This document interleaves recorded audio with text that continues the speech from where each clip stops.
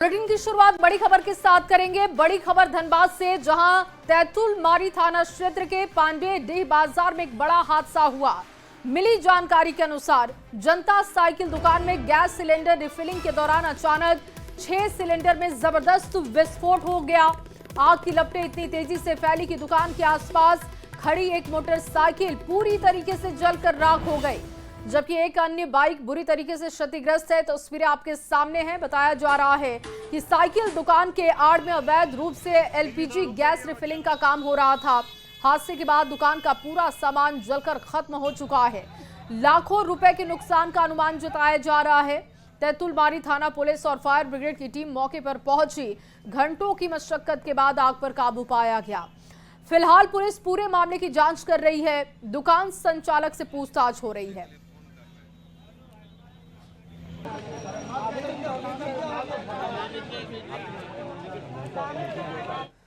और चलिए आगे बढ़ते हुए रांची से आपके सामने एक और बड़ी खबर रखे, जहां बिहार चुनाव में सीट पर दावेदारी जताने में महागठबंधन में शामिल जेएमएम भी जुटा हुआ है। जेएमएम की 2 सदस्यीय टीम कल पटना जाने वाली है, यह खबर है।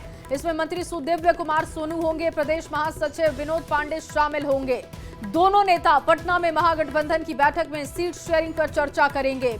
आपको बता दें कि शुरू में जेएमएम ने बिहार विधानसभा चुनाव में 12 सीटों की दावेदारी रखी थी। साथ ही गठबंधन धर्म का हवाला भी दिया था। पार्टी नेताओं का कहना है कि झारखंड में 2019 में आरजेडी के एक विधायक होने के बाद भी मंत्रिमंडल में जगह दी गई थी, और ऐसे में अब आरजेडी को बिहार में गठबंधन का धर्म निभाना चाहिए। जेएमएम को वाजिब सीटें देनी चाहिए। अंतिम निर्णय के लिए या आगे की बातचीत के लिए सीट कितने सीटों पर हम लोगों को लड़ना है और अपने पार्टी का पक्ष रखने के लिए 2 व्यक्तियों को नामित किया गया है। माननीय मंत्री सुदिव्य कुमार सोनू जी और महासचिव, ये दोनों जाएंगे पटना और जाकर तेजस्वी यादव जी से मिलकर बात करेंगे। मेरे ख्याल से ये बातचीत सकारात्मक होगी और इसके सकारात्मक फलाफल। और वहीं झारखंड बीजेपी में संगठनात्मक बदलाव की तस्वीर अब साफ दिखने लगी है। पार्टी में लंबे इंतजार के बाद हलचल शुरू हो चुकी है। आदित्य साहू को कार्यकारी अध्यक्ष बनाए जाने के बाद अब प्रदेश अध्यक्ष के चेहरे को लेकर कयासों का दौर शुरू हो चुका है।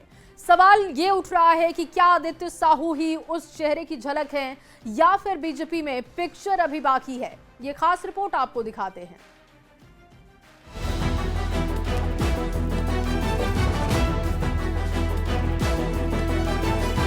झारखंड बीजेपी में लंबे इंतजार के बाद आखिरकार संगठन में बदलाव की बयार बहने लगी है। भूमिहार समाज से आने वाले रविंद्र राय की जगह अब ओबीसी समुदाय के आदित्य साहू ने कार्यकारी अध्यक्ष पद की कमान संभाल ली है। इसके बाद सवाल उठने लगे कि क्या आदित्य साहू को ही आगे चलकर प्रदेश अध्यक्ष की पूरी जिम्मेदारी सौंपी जाएगी। दरअसल राजनीतिक गलियारों में तर्क दिया जा रहा है कि जब रविंद्र राय पहले से कार्यकारी अध्यक्ष थे तो फिर उन्हें हटाकर उसी पद पर आदित्य साहू को क्यों बैठाया गया। ये बदलाव संकेत देता है कि पार्टी आने वाले समय में आदित्य साहू पर बड़ा दांव खेलने की तैयारी में है। वैसे भी केंद्र में जब जेपी नड्डा को राष्ट्रीय अध्यक्ष बनाया गया था तो पहले उन्हें भी कार्यकारी अध्यक्ष की जिम्मेदारी सौंपी गई थी। पॉलिटिकल एक्सपर्ट्स भी इस तुलना से इत्तेफाक रखते हैं। हालांकि संगठन की मजबूती और पकड़ के लिहाज से रघुवर दास का नाम भी बार बार चर्चाओं में आ रहा है। पार्टी कोई वंशवादी पार्टियां नहीं है, ये परिवारवादी पार्टियां नहीं है। यहाँ पर कौन कार्यकर्ता किस दायित्व में चला जाए कोई कह नहीं सकता है। भविष्य घर में छिपा हुआ रहता है।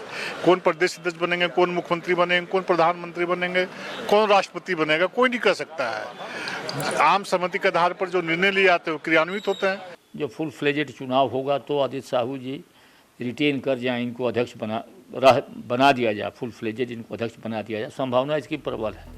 वहीं आदित्य साहू के सामने अब संगठनात्मक कसौटी पर खरा उतरने की बड़ी चुनौती है। बाबूलाल मरांडी के करीबी मारे जाने वाले आदित्य को अब अर्जुन मुंडा और रघुवर दास जैसे दिग्गज नेताओं के साथ लेकर चलने की चुनौती है। साथ ही घाटशिला उपचुनाव उनके नेतृत्व की पहली परीक्षा भी होगी। इसी बीच बीजेपी विधायक सीपी सिंह का बयान भी पार्टी के अंदर चल रहे इस बदलाव के दौर पर बड़ा संकेत देता नजर आता है।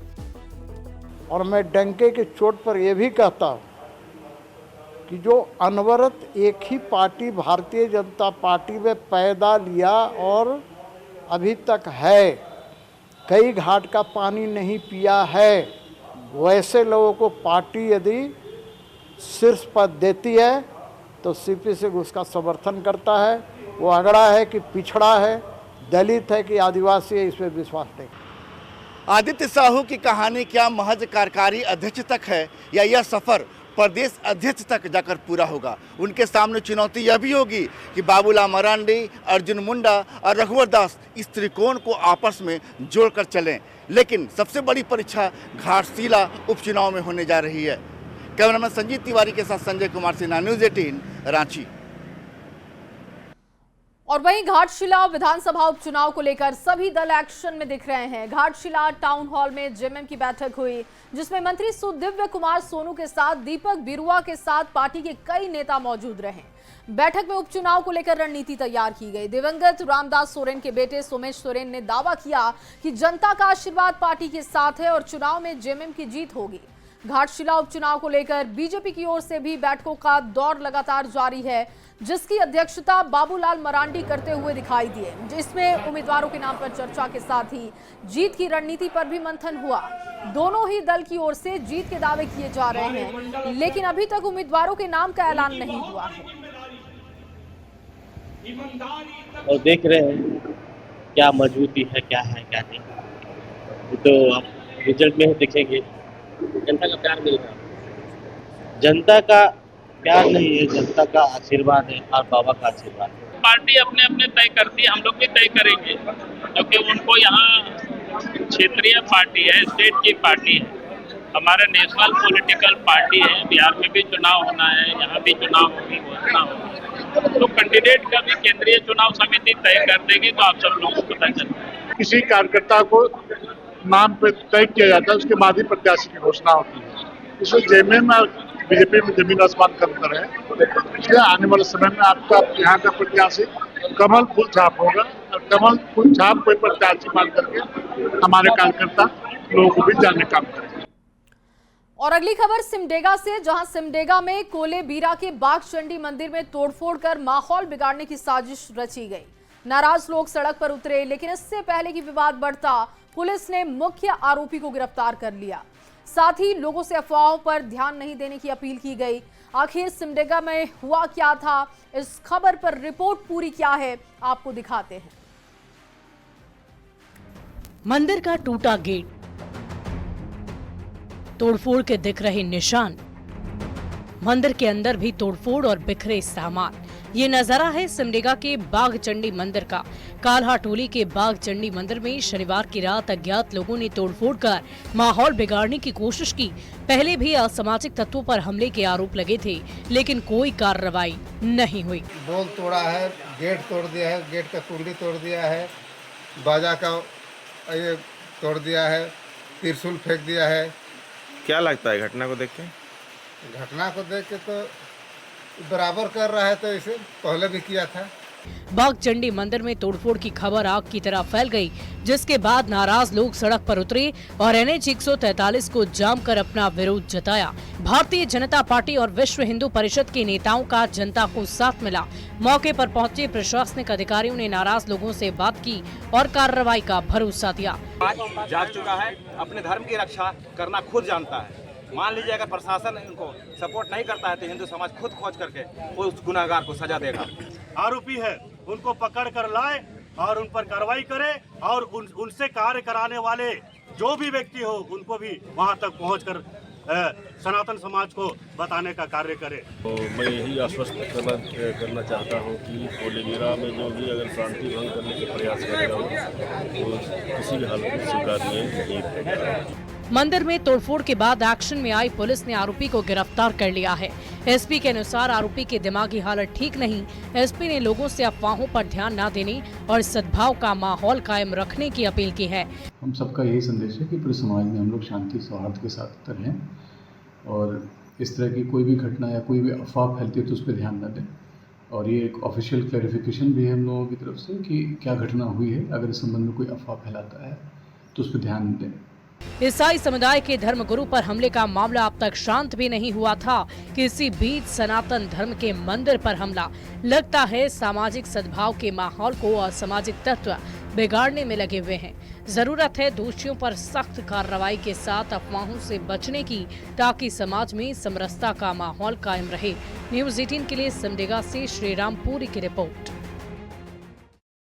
और अगली खबर जमशेदपुर से, जहां जमशेदपुर में मानगो के आवास प्लाजा में लगी आग और सिलेंडर ब्लास्ट के निशान आज भी साफ दिख रहे हैं। हर ओर बर्बादी के आलम है, 9 दुकानें खाक हो गई, लाखों के नुकसान का अनुमान है। इस हादसे के बाद प्रशासन पर भी कई सवाल उठे। पूरी खबर इस रिपोर्ट के जरिए देखिए।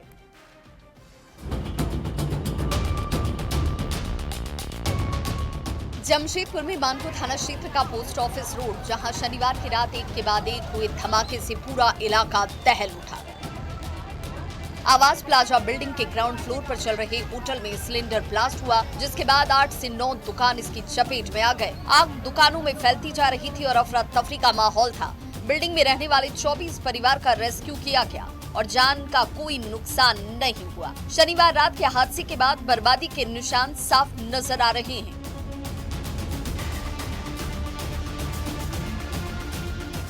जब ये आग लगी तो पूरी तरह से अफरा तफरी का, एक होटल में गैस सिलेंडर फटने से जो है इसमें 7 से 8 जो दुकान था वो आग की चपेट में आ गया। और तस्वीर आप देख सकते हैं कि इसी मिठाई दुकान में जो है ये आग लगी थी और इसी में गैस सिलेंडर था। और गैस सिलेंडर जब फटा है तो देखिए फ्लैट के नीचे के बिल्डिंग का जो दीवार है वो पूरी तरह से ब्लास्ट होते साथ दीवार टूट गया। हालांकि पूरी तरह से ये होटल जलकर पूरी तरह से राख हो गया। बिल्डिंग में लगी भीषण आग में 9 दुकानें जलकर खाक हो गई और 60 लाख से ज्यादा के नुकसान की आशंका जाहिर की जा रही है। अग्निकांड के पीड़ित दुकानदार अभी भी उस घटना को याद कर सिहर उठते। बहुत बड़ी घटना है। 2 गैस सिलेंडर ब्लास्ट किया और धमाका इतना जोरदार था कि मतलब जैसे बिल्डिंग कांप गया इस तरह से। और इसके बाद जो आग फैला है पूरे कॉम्प्लेक्स में लगभग फैल गया। आगे की जितनी दुकानें हैं सभी लगभग जल गई। ना ये है कि इस घटना के बाद जिला प्रशासन क्या कुछ कदम उठाती है, जो इस तरह के अपार्टमेंट के नीचे जो है व्यापार चल रहा है उस पर क्या कुछ कार्रवाई होती है कि बड़ी घटनाओं को इसी तरह जो है वो जिला प्रशासन आंख बंद किए रहेगी और इस तरह की घटना को दावत दिया जाएगा। अब आने वाला समय ही बताएगा कि जिला प्रशासन इस घटना के बाद क्या कुछ कदम उठाती है। न्यूज़ 18 के लिए जमशेदपुर से आशीष कुमार तिवारी।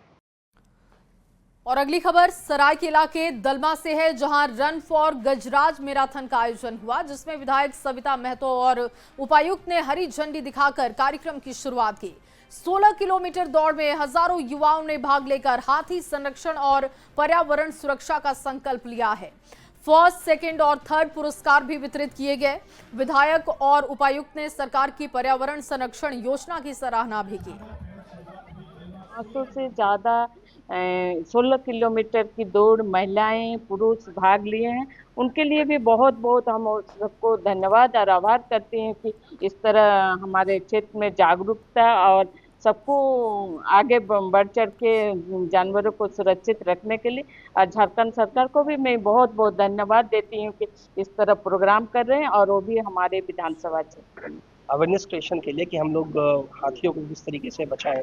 और आमतौर पे जो हम लोग सुनते हैं कि अक्सर कि हाथियों ने ये घर तोड़ दिया वो घर तोड़ दिया, तो भी कहीं ना कहीं ये एक कन्फ्लिक्ट का सिचुएशन होता है, इसमें मैन एनिमल कॉन्फ्लिक्ट होती है।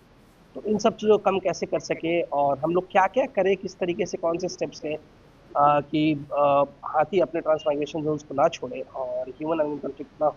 तो इस संदर्भ में इस कार्यक्रम का आयोजन करने का मुख्य उद्देश्य ये है कि वन्य प्राणी संरक्षण के प्रति आम लोगों का जागरूकता को बढ़ाना और साथ ही साथ उनका इंडिविजुअल फिटनेस को भी बढ़ाना और साथ ही लोकल टूरिज्म को भी बढ़ावा देने का हमारा मुख्य उद्देश्य है। और अगली खबर हजारीबाग से, जहां गुरु गोविंद सिंह पार्क को लेकर प्रशासन ने सख्त रुख अख्तियार कर लिया है। अवैध कब्जा हटाते हुए प्रशासन ने पार्क को खाली करा दिया और मेन गेट पर ताला लगा दिया गया। ये कार्रवाई सिख समाज की शिकायत पर की गई, जिसमें कहा गया कि पार्क में पौधशाला के नाम पर अवैध गतिविधियां और निजी उपयोग इसका किया जा रहा है। कार्रवाई के दौरान एसडीओ, नगर प्रशासन, पुलिस बल और सिख समाज के लोग मौजूद रहे।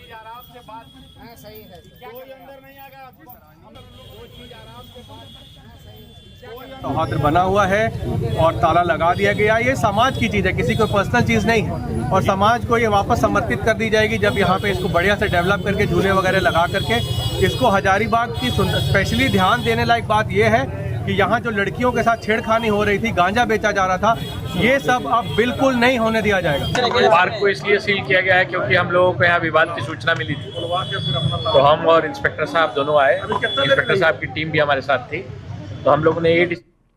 और इन्हीं तमाम खबरों के साथ इस बुलेटिन में बस इतना ही। आप बने रहिए न्यूज़ 18 बिहार झारखंड के साथ।